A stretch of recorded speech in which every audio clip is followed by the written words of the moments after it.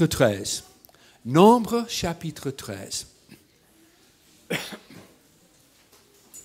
Alors l'histoire, c'est les enfants de Dieu, ils sont sortis d'Égypte par la main puissante du Seigneur. Ils ont vu des grands miracles. Dieu a agi d'une manière formidable. Ils ont vu la gloire de Dieu sur la montagne. La montagne a tremblé. La gloire de Dieu était là. Et maintenant, ils sont là, juste au bord du pays de promesse que Dieu leur a promis. Là, il faut entrer dedans. Mais il y a un tout petit problème. On a envoyé des espions pour voir le pays. Et ils ont dit d'entre eux ont dit, oui, c'est un beau pays. Mais oh là là, tu aurais dû voir les géants. Nous étions comme des sauterelles à côté d'eux. Nous ne pouvons pas. Alors, il y avait au moins 2 personnes qui avaient un autre avis, qui avaient vu la même chose, mais qui n'avaient pas le même avis. Au verset 30, Caleb fit taire le peuple qui murmurent contre Moïse. Il dit, montons. Emparons-nous du pays, nous y serons vainqueurs. Mais les hommes qui y étaient allés avec lui dirent, nous ne pouvons pas monter contre ce peuple, car il est plus fort que nous. Et ils décrièrent devant les enfants d'Israël le pays qu'ils avaient exploré. Ils venaient de louer le pays, ils venaient de dire, oui, c'est un pays qui découle de lait et de miel, voilà les fruits, c'est fantastique. Mais maintenant, ils le décrivent. Et au verset, chapitre 14, verset 5, il dit, Moïse et le peuple, ils étaient fâchés, il dit, on va rentrer en Israël maintenant. Et Moïse et Aaron tombèrent sur le visage en présence de toute l'assemblée, réunis des enfants d'Israël. Et parmi ceux qui avaient exploré le pays, Josué, fils de Nun, et Caleb, fils de Jephuné. Alors, comment tu traduis Jephuné? Ok. G-E-P. Non, excuse-moi, ça, je te taquine. Mais Jephuné déchirait le vêtement et parlait ainsi à toute l'assemblée des enfants d'Israël. Le pays que nous avons parcouru pour explorer est un pays très bon, excellent. Si l'Éternel nous est favorable, il nous mènera dans ce pays et nous le donnera. C'est un pays qui coule de lait et le miel. Seulement ne soyez pas rebelles contre l'Éternel et ne craignez point les gens de ce pays, car ils nous serviront de pâture. Ils seront du pain pour nous. Ils n'ont plus d'ombrage pour le couvrir. L'Éternel est avec nous. Ne les craignez point. Toute l'assemblée parlait de les lapider. Lorsque la gloire de l'Éternel apparut sur le tente d'assignation devant tous les enfants d'Israël. Alors, combien d'entre vous avez déjà visité le pays d'Angleterre? Laisse-moi voir la main. C'est plein d'Anglais là-bas, en Angleterre. J'aime beaucoup les Anglais. J'ai des amis anglais, mais je dois dire qu'ils sont un peu fous. Parce que vous savez, c'est tout un pays plein de gens qui conduisent sur le mauvais côté de la route. Et j'avoue, quand j'ai conduit ma voiture là-bas, j'avais peur. Parce que là, vous roulez, et puis vous montez une colline, vous ne voyez pas l'autre côté, mais vous êtes sur le mauvais côté de la route. Et toute mon expérience dit, David, tu vas te faire écraser. Il y aura un Anglais qui vient à 160 à l'heure. L'autre côté, tu es sur le mauvais côté de la route, et tu vas être avec le Seigneur bientôt. Ou bien, on fait un virage là. Et au lieu de passer à droite, on est à l'intérieur. Et j'ai peur. J'ai dit, mais oh là là, qu'est-ce qui va se passer? Parce que je sais qu'il y a même des Écossais qui sont probablement pires que les Anglais, qui roulent sur ces routes-là. Ils sont sur le mauvais côté de la route. Et je serai mort. Mais je suis ici. Je ne suis pas mort. Je suis resté sur la côté gauche de la route. Parce qu'en Angleterre, les règles sont différentes. Et là où les Anglais étaient, tu as été au Kenya, si tu as conduit sur le mauvais côté de la route. Parce que les Anglais, ils ont laissé les mauvaises habitudes là où ils sont passés. Les gens, ils conduisent de mauvais côté de la route. Ils sont bien les Anglais, mais des fois, ils sont un peu bizarres. Pourquoi? Parce que là où la reine et reine, quand elle règne, là, il y a des lois qui sont même différentes que les lois en France. Et ici, nous voyons un peuple qui, depuis des années, depuis des centaines d'années, ils sont esclaves. Ils vivent d'une manière, ils ont des maîtres, ils ont des lois qui sont différentes. Tout d'un coup, Dieu, par une main puissante, il ouvre la mer Rouge. Et les esclaves ne sont plus esclaves, ils sont libres. Mais dans leur tête, ils étaient toujours esclaves. Bien qu'ils soient libres, bien qu'ils ne soient plus sous l'emprise de Pharaon, ils se sont comportés comme les gens qui étaient toujours dans l'esclavage. Et je vous dis aujourd'hui, il y a beaucoup de chrétiens qui ont été libérés en Christ Jésus, mais qui se comportent comme s'ils étaient toujours esclaves. Par exemple, les esclaves, ils louent le Seigneur quand ça, c'est bien. Mais quand il y a une difficulté, quand il y a un problème, ils pleurent, ils rouspètent, ils revendiquent. Et j'ai des amis français qui m'ont dit, oh là là, les Français, ils sont des revendicateurs, ils rouspètent tout le temps. Et je constate, c'est vrai. N'est-ce pas? Et les Américains qui vivent longtemps en France, ils rouspètent et ils revendiquent aussi, je suppose. On apprend comment bien le faire. Mais ces gens-là, et moi, je suis tout, et si je me laisse aller, je me laisse aller, je suis comme ça. Quand ça va bien, le Seigneur fait pleuvoir ses bénédictions sur moi. Je dis, waouh, gloire à Dieu. J'ai dit au pasteur là, que là, souvent quand on chante ce chant, Papa Yahweh, ça danse un peu. Et moi, je sais aussi, mais j'ai un problème, c'est que je danse comme un vieux blanc. Et c'est pas beau, hein. Mais je sais quand même pour louer le Seigneur. Et là, quand ça va, je danse de joie. Et quand ça ne va pas, aïe, aïe, aïe, je dis, mais Seigneur, qu'est-ce que tu fais là? Tu n'as pas oublié ton fils? Wouhou! Seigneur, je suis là! Waouh! Et au lieu de louer le Seigneur, je rouspète, je revendique, je m'apitoie. Je suis, comment on dit, apitoyer. Okay, je voulais savoir si tu connaissais le mot.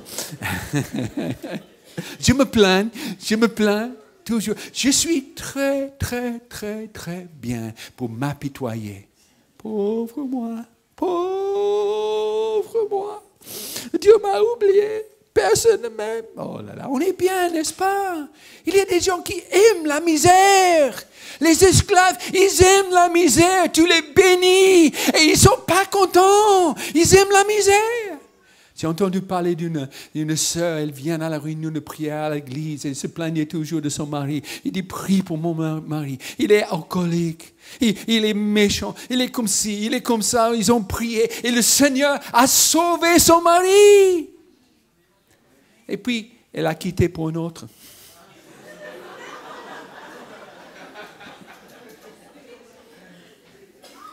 C'était une esclave. Elle aimait la misère. Elle aimait la misère. Et il y a des chrétiens qui aiment la misère. Vous leur enlevez la misère, ils n'ont plus d'identité.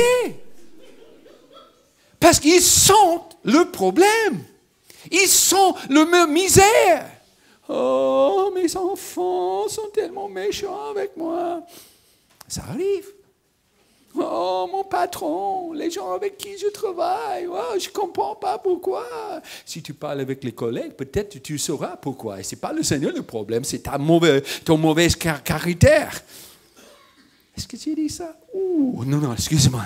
Est-ce qu'il y a une issue du secours ici? Parce que... Mais c'est vrai, des fois on se plaigne, mais c'est nous.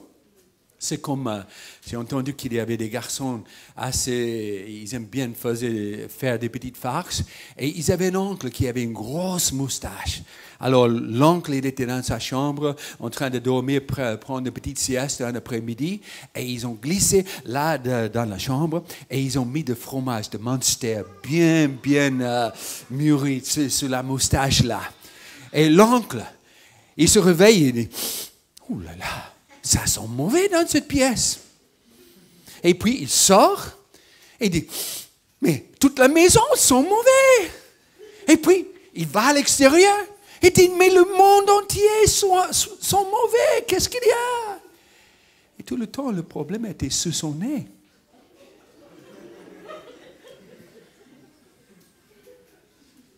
Et mon ami, si le monde entier sont mauvais, peut-être le problème, c'est sous ton nez. Alléluia, prêche-le David, c'est quand même vrai. Les Israéliens, ils étaient très cartésiens. Ce qu'ils voyaient, c'était la seule chose. Ou bien, les esclaves sont cartésiens. Ce qu'ils voient, c'est ce qui existe. Aujourd'hui, le Seigneur a ouvert la mer Rouge. Gloire à Dieu. On danse de joie. Mais 3 jours plus tard, on n'a pas de l'eau à boire. On se plaigne. On dit, mais où est Dieu? Moïse, qu'est-ce que tu as fait? Parce que eux, le louange dépendait de leurs circonstances. Leurs actions de grâce dépendaient de leurs circonstances. Et mon ami, tant que votre joie en Jésus dépend de votre circonstance, vous allez être en esclavage. Même si vous êtes libéré en Jésus-Christ, dans votre tête, dans votre esprit, dans votre mentalité, vous serez esclave. Il faut apprendre, louer le Seigneur quand ça va. On le chantait, mais on ne le fait pas. Quand ça va, loué soit le Seigneur, mais quand ça ne va pas, loué soit le Seigneur, béni soit le Seigneur. Ça n'a pas changé le Seigneur. Amen. Ça, c'est un esclave. L'esclave, il blâme les autres pas pour ses problèmes. Et Moïse, l'esclave, il loue Dieu par une personne interposée. Quand Dieu s'est révélé sur la montagne, le peuple, ils ont dit, non, écoute Moïse, toi tu t'approches de Dieu, tu parles avec Dieu, dites-nous ce qu'il dit, et là, on va le faire. Bon, c'est pas mal, mais c'est pas personne interposée. Dieu n'a pas dit ça. Et nous voulons toujours interposer quelqu'un ou quelque chose entre nous et le Seigneur, soit un prêtre, soit une église, une institution, un pasteur, tout ça c'est bien. Mais, gloire à Dieu, mes amis, le chemin est ouvert, la porte est ouverte. Tu peux entrer dans la présence de Dieu toi-même. L'esclave reste éloigné. L'esclave veut que quelqu'un d'autre entre. Mais nous sommes des hommes libres, les femmes libres en Jésus. Et comme ça, mais ce qui est bien, c'est toujours pas une personne interposée. S'il y a quelque chose qui ne va pas, tu peux blâmer cette personne interposée. Oh, notre pasteur. Oh, c'est l'église. Non. Toi, tu entres la présence de Dieu toi-même. Ce n'est pas Moïse, c'est toi. L'esclave a une mentalité assistée. Qu'est-ce que tu veux dire, David? Sa vie, c'est misérable, mais il y a une certaine sécurité. Il est nourri. Bon, c'est une nourriture de rien de tout, mais il est nourri, et il le sait. Et il est habillé, et il porte des loques peut-être, mais il est habillé. Il a une habitation, peut-être une habitation, une hutte, mais au moins il a quelque chose. Et là, il y a une certaine sécurité dans sa misère. Il y a une certaine sécurité dans le peu qu'il a, mais il n'y a pas d'espoir. Ça ne change pas. Hier, c'était misérable. Aujourd'hui, c'est misérable. Demain sera misérable. Il y a un proverbe serbe qui dit « Notre passé est sinistre. Notre présent est invivable. Heureusement que nous n'avons pas d'avenir. » Hein? Et ça, c'est l'esclave. Il n'a pas d'avenir. Ça ne va pas changer. Je vais passer toutes mes 70, toutes mes 80 ans, tous mes 60 ans ici sur terre, dans la misère. Mais au moins, j'ai ma misère. Au moins, j'ai quelque chose. Mes amis, attention. On ne veut pas être toujours assisté. Et puis, l'esclave, il se croit inférieur aux autres. Il entre dans le pays de promesse des espions. Il dit, oui, c'est bien le pays. Mais eux, ils sont grands et nous sommes petits. Ça, c'est vraiment le truc du diable, du maître, qui dit, toi, tu n'es rien. Dans tous les pays où il y avait de l'esclavage, on devait toujours vendre ce mensonge qu'il y avait un peuple qui était inférieur aux autres. C'est la seule façon que vous pouvez mettre une personne dans l'esclavage pour lui dire, moi je suis mieux que toi, ma race est mieux que toi, mon peuple, ma nation est mieux que toi, toi tu es inférieur. Et avec la langue on dit, c'est pas vrai, mais si on ne fait pas attention dans la tête, on le croit. Dans la tête, on le croit. Mais mon ami, en Christ Jésus, c'est pas comme ça. Et si vous croyez que vous ne pouvez pas, parce que ces 10 espions, ils ont dit non, on ne peut pas. Ils sont trop grands, ils sont trop forts. Mais le peuple de Dieu, il y avait des millions. Qu'est-ce qu'ils pensaient? Mais là, ils avaient tellement avalé ce mensonge de l'infériorité. Moi, je ne suis pas mieux que les autres, je ne suis pas moins que les autres. Moi, je suis qui je suis en Jésus-Christ, mon Seigneur, et je puis tout par le Christ qui me fortifie. Tout ce que le Seigneur m'a donné à faire, je ne peux pas peut-être faire ce que le Seigneur t'a donné à faire. Il ne m'a pas donné ses capacités, mais tout ce que Jésus m'a donné à faire, c'est important, c'est valable. Et je peux. Mais eux, ils avaient cette mentalité d'infériorité. Et puis, ils voulaient la promesse de Dieu aussi longtemps que ça ne leur coûtait rien. Mais s'il fallait agir, risquer, transpirer, non merci. Un jour, j'ai beaucoup marché et j'ai passé devant une maison, ça avait été une belle maison dans le temps, je suis presque sûr. Très, très belle maison, mais elle n'était pas exactement une ruine, mais on voyait que ce n'était pas trop bien. Mais quelqu'un était en train de refaire cette maison. Et je me suis dit, en passant tout près, ça sera chouette si quelqu'un me donnait une maison comme ça. Et puis, je me dis, oh là là, mais moi, je ne suis pas bricoleur et je ne pouvais pas faire tout ce qu'il faut pour faire ça. Et puis, l'idée m'est venue, mais si quelqu'un te donnait avec la maison des personnes qui pourraient le remettre en état comme il fallait, et tu n'étais pas obligé, mais un autre le faisait, et te donnait comme ça serait bien. Et je dis, oui, ce sera bien ça, mais une maison comme ça, je ne peux même pas payer des impôts pour une maison comme ça. Alors, oui. Et j'ai dit, mais si quelqu'un te donnait des impôts, et si quelqu'un faisait toute la rénovation, et si quelqu'un te donnait la maison, est-ce que tu accepteras à ce moment-là? Oui!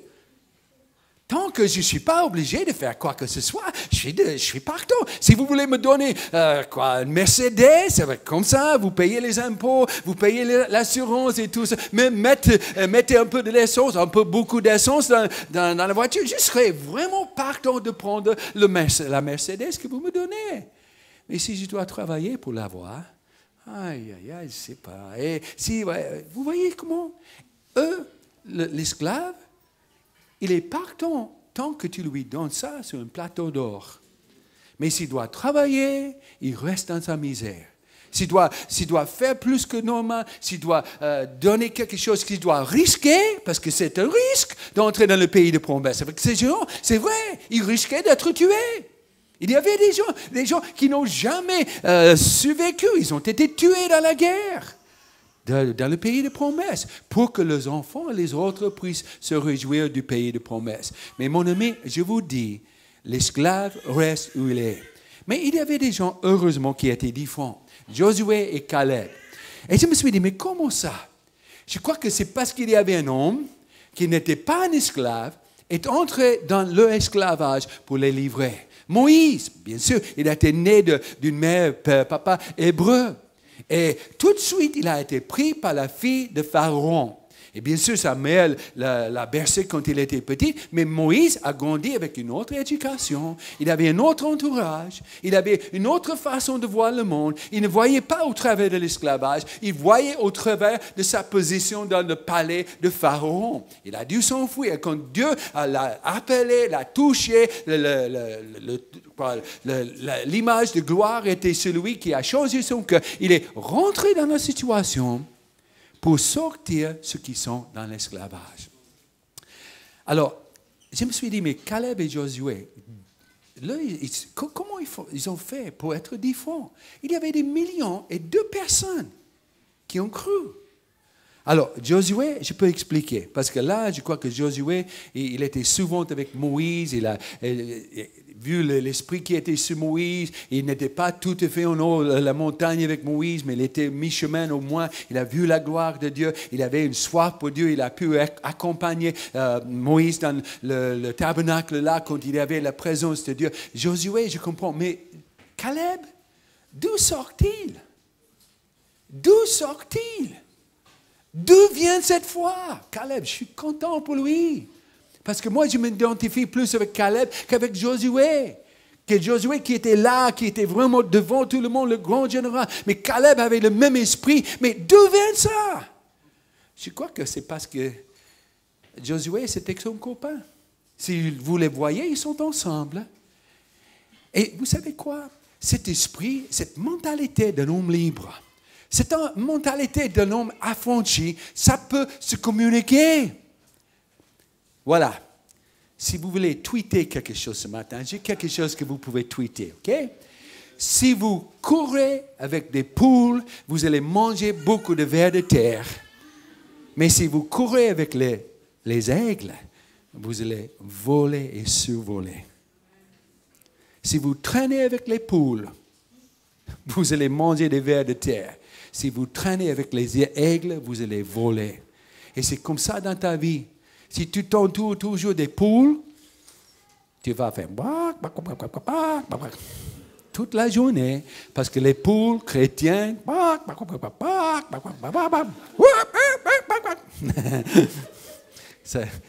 comment tu as traduit ça? Excuse-moi, ça, je t'embête.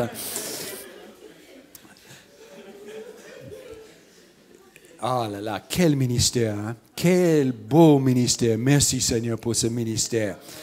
Et merci pour les gens qui l'embêtent aussi. Hein?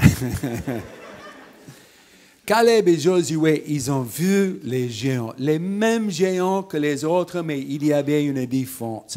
Ils calculaient avec Dieu dans l'équation.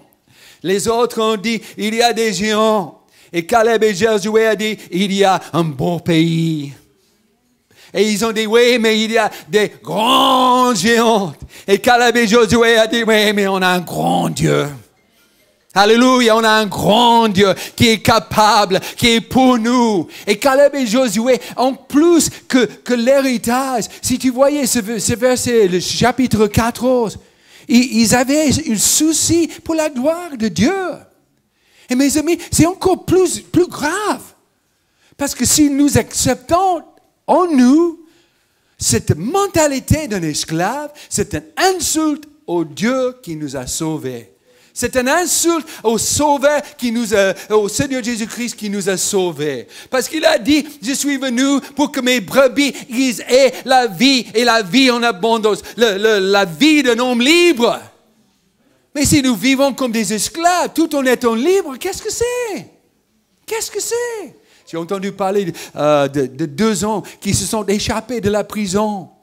Mais ils étaient toujours en prison parce que toute leur vie, ils regardaient par-dessus l'épaule au lieu. Ils n'étaient jamais en paix, ils n'étaient jamais contents. Et bien qu'ils soient libres, ils vivaient comme des hommes en prison. Et beaucoup de chrétiens qui sont libérés de la puissance du diable, de l'emprise du diable. Pharaon, c'est l'histoire. Mais mes amis, au lieu de vivre dans la plénitude de la liberté de Jésus-Christ qu'il a préparé pour eux, ils vivent comme les prisonniers, ils vivent comme les esclaves, parce que l'esclavage n'est pas seulement par les barreaux humains, c'est les barreaux qui sont dans l'esprit.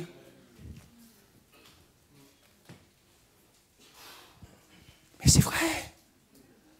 Combien de fois, moi, j'ai été prisonnier? L'homme libre, il voit la promesse, il se met en mouvement pour l'avoir. Mes amis, quand on attend toujours que le Seigneur fait pleuvoir, Gabriel, quand je vois que tu es dans ce théâtre, je dis merci Seigneur, on va dans le pays. On n'attend pas. Il y a des chrétiens qui disent, oh, nous prions que Dieu fasse quelque chose. Nous prions depuis 30 ans maintenant. Et un jour, le réveil va venir. Hein? Oui, mais pas pour toi. Pas pour toi. Non, non, non, non. Tu pries et tu te lèves de ta place et tu vas contre l'ennemi parce que Dieu t'a donné, Dieu t'a déjà accordé la victoire. Mais il faut faire quelque chose. Et dans ta vie personnelle, tu es là. Moi, je ne sais pas pourquoi Dieu ne fait rien. Je sais pourquoi il ne fait rien. Parce que toi, tu ne fais rien. Tu es là dans ton coin en train de pleurer, comme tu dis aux gens hier soir. Vous êtes comme des chrétiens qui ont été baptisés dans le jus de citron. Il n'y a pas de joie. La Bible dit, réjouissez-vous toujours. pas comme ça va, pas comme tu le vois. Tu n'es pas seulement le petit cartésien. Toi, tu es une personne qui voit des choses que les autres ne voient pas parce qu'à cause des promesses de Dieu, vous avez la victoire en Jésus-Christ, ton Seigneur. Mais si tu ne vois que ce qui est devant toi, tu seras presque toujours vaincu. Presque toujours vaincu. Ce matin, en venant dans le métro, j'étais là. Vous savez, les métros sont tristes. Là, un jour, j'ai regardé autour de moi. C'était vraiment, vraiment plein. Il faisait chaud. Mais je me suis dit, mais il n'y a pas un sourire dans tous ces wagons. Bon, ben, si, il y en a un. Je crois que l'homme, il prenait des Prozac, je ne sais pas. Mais les autres, ils ne riaient pas du tout. Riaient pas. Pas d'animation. Visage. C'était un peu comme ça ce matin, tout le monde était là. Il vient une petite dame là, qui est congolaise. Et là, elle était en train de chanter quand elle entrait dans le wagon. Elle dit, c'est une chrétienne celle-là. Elle chantait à elle-même comme ça. Elle s'est assise, elle chantait à elle-même. Et j'essayais de repérer le chant pour être sûr que c'était une chrétienne. Elle regarde son portable. Et puis elle chantait de nouveau. Et je lui dis, vous allez à l'église, hein? Elle dit, oui. Je savais, parce que là, il y avait une joie. Alors, qu'est-ce que vous avez chanté ce matin? Toi? Pauvre moi. Mon mari. Oh là là. Oh, mon mari. Et mes enfants. Oh. Et mon patron, il est pire. Aïe, aïe, aïe. Mon passé, terrible. Mon présent, merveilleux, terrible. Heureusement, on n'a pas de l'avenir. C'est vous. Si vous êtes comme ça. Mes amis, si vous croyez qu'en restant comme vous êtes, ça va changer, vous trompez. Il faut se lever. Alors, comment? Et très vite. Oui, il calcule avec ses actifs. Mes amis, vous avez toutes les forces du ciel. Dans la guerre civile américaine, ça a duré tellement longtemps parce que les nordistes, ils avaient vraiment les hommes, ils avaient l'équipement, ils avaient tout ça. Les sudistes, ils avaient des bons généraux et les nordistes avaient des généraux de nuls pour la plupart. Mais il y avait un général nordiste qui enfin a été mis en place, le général Grant. Et Grant, il vient, il voit, il est avec les autres généraux là. Et là, il dit, mais qu'est-ce qu'on va faire? Et un des généraux, il dit, mais si on fait ça, Lee, c'est le général sudiste, il va faire ça. Et qu'est-ce qu'on va? Si on fait ça, Lee, il va faire ça. Et si on fait ça, Lee, il va faire ça. Et enfin, Grant a dit, tu sais quoi? Moi, j'en ai marre d'entendre ce que Lee va faire. Qu'est-ce que nous allons faire, nous? Je vois sur Facebook, et moi je dirais que Satan est Seigneur quand j'entends quelques chrétiens, parce qu'on n'entend que des mauvaises nouvelles. Oh, regarde notre pays, tout est terrible. Regarde cette nouvelle loi. Oh là là, pauvres nous des chrétiens. Écoute, moi je dirais pauvre diable. Parce que nous sommes plus que vainqueurs en Jésus-Christ notre Seigneur. Nous avons tous les actifs de notre côté. Nous avons la victoire de notre côté. Mais si nous nous comportons comme des esclaves, Satan, il va prendre la victoire. Mais tant que nous, les chrétiens, on se lève et on dit, non, j'ai Jésus de mon côté. Et si Dieu est pour moi, qui sera contre moi? Alléluia. Si vous voulez avoir la mentalité d'un homme libre, traînez avec des hommes libres. Oui, bien sûr. Peut-être dans la famille, c'est négatif. Mais trouvez quelqu'un pour vous encourager en Jésus. Priez toutes sortes de prières. Priez en d'autres langues. Priez les prières en prenant la parole de Dieu. Voilà Jésus, ce que tu as dit dans ta parole. Moi, je crois. Voilà cette situation. Voilà ce qui dit ta parole. Seigneur, j'ai foi en toi. J'ai confiance en toi. Et quand tu pries, fais une différence. Priez avec la parole de Dieu. Vois ce qui est possible. Laissez Dieu vous parler. Soyez intentionnels. Ça n'arrive pas par accident. La plupart d'entre nous ne sommes pas nés positifs, nous sommes nés un peu négatifs. Il y a des gens qui sont nés positifs. Ils sortent d'un moment, ils disent « Bonjour, monsieur le médecin. Ouais, comment? Quel Dieu merveilleux. 2 jours plus tard, dans l'hôpital, le petit, il est en train de vendre une voiture d'occasion aux infirmières. Il est positif, hein? Mais la plupart de nous ne sommes pas contents comme ça, n'est-ce pas? La première chose qu'on fait quand on sort de sa mère, on rouspète. Et si on ne rouspète pas, le médecin, il frappe pour que nous rouspètons. C'est un peu comme ça qui fait le monde, n'est-ce pas? Mais mes amis, si tu veux être différent, il faut être intentionnel. C'est-à-dire, il faut décider. Paul a dit, et je n'ai pas le temps, mais lisez après, c'est votre devoir cet après-midi. Philippiens chapitre 4.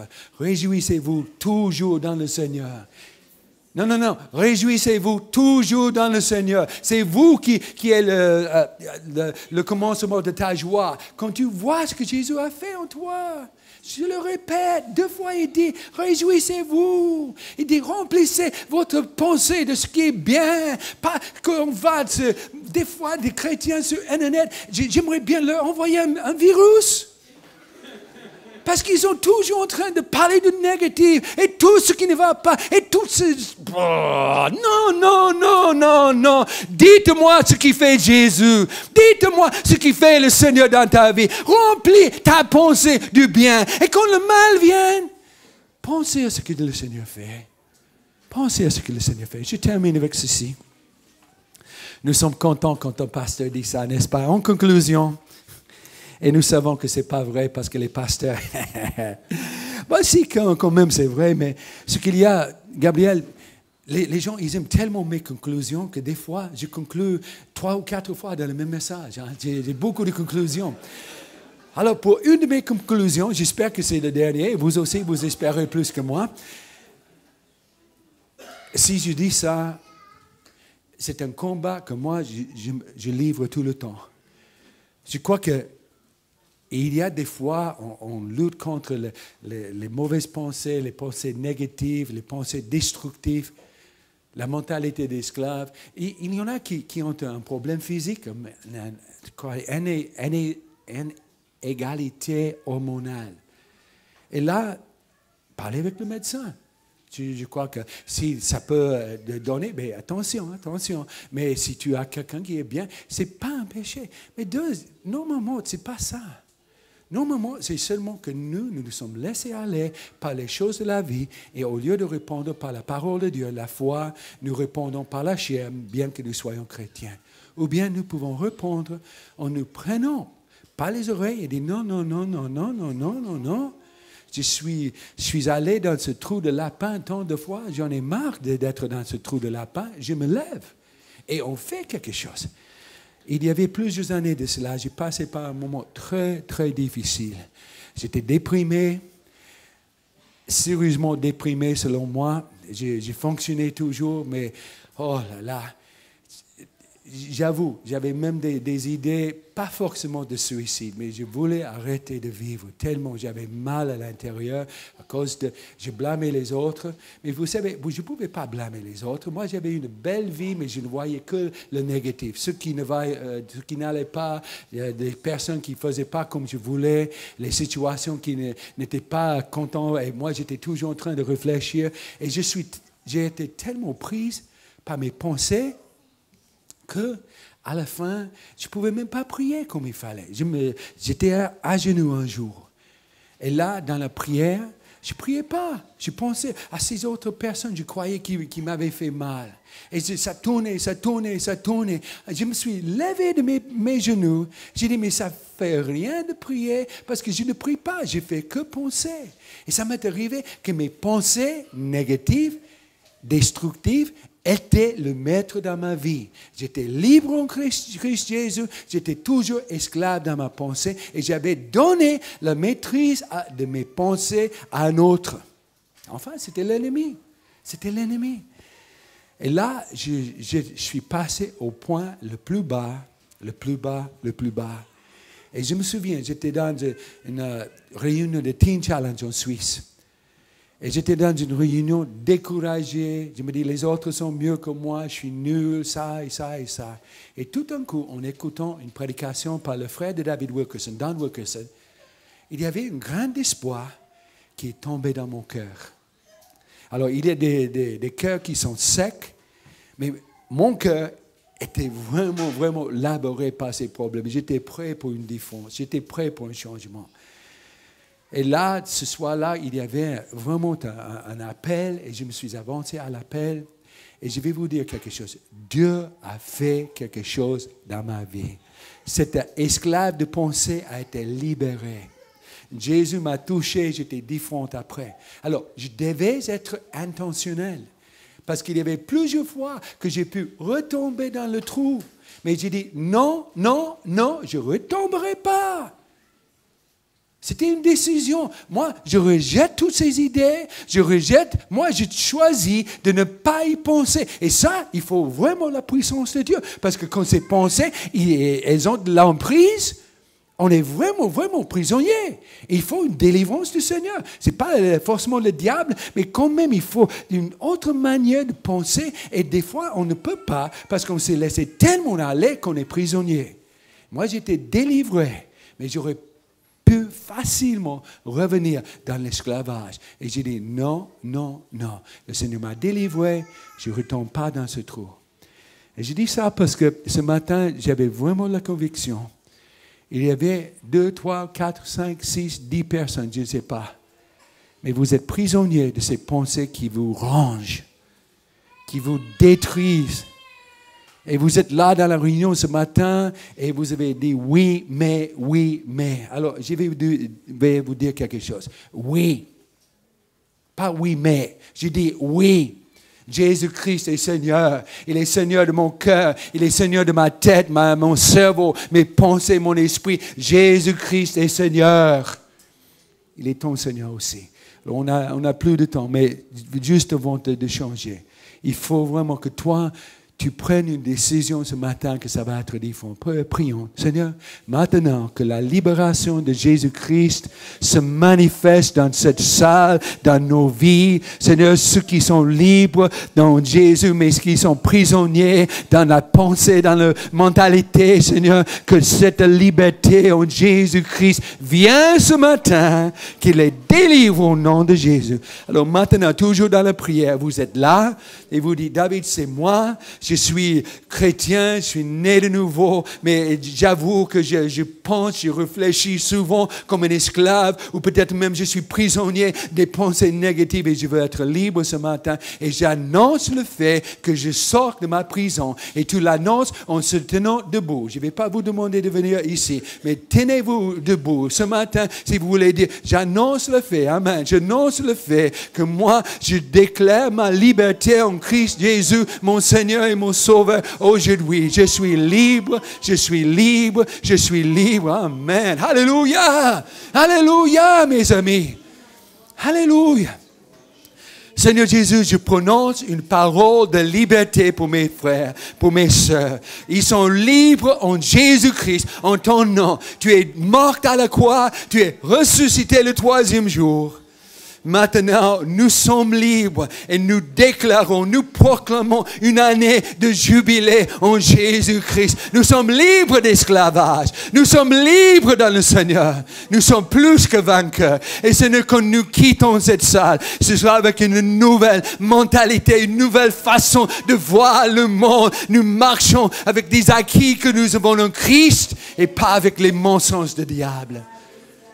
Alléluia. Vous pouvez reprendre votre place. Toute petite parole avant. Alors, si vous êtes là, vous êtes touché ce matin, si vous voulez garder ce que le Seigneur vous a donné, cet après-midi, 30 minutes, vous vous mettez à côté, même ce soir. N'oubliez pas, parce que